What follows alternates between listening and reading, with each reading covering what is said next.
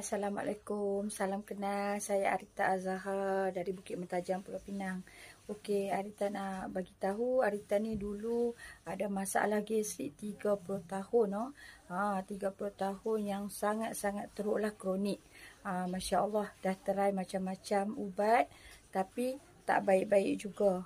Kan? Pedih ulu hati, kita seorang-seorang tanggung. Bila nak berpuasa, kita kena makan ubat tahan sakit ataupun ubat kapur. Nampak tak? Punca dia sebab tak sarapan pagi dan selalu sangat minum air berkarbonat ataupun air gas. Jadi alhamdulillah, syukur sangat-sangat sejak Kak Ita amal produk sunnah pati lidah buaya ni. Alhamdulillah, gastrik Kak Ita yang kronik 30 tahun tu pun dah tak ada. Sekarang Kak Ita dah tak makan dah ubat kapur. Dan orang kata bila puasa pun dah tak perlu nak amal-amal dah ubat tahan sakit. Dah terbebas dah gastrik Kak Ita yang 30 tahun dulu.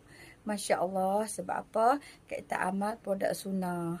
So, yang mana kat sini ada masalah gastrik yang kronik macam Kak Ita ni, cepat-cepatlah ikhtiar dengan produk sunnah. Okey, Assalamualaikum.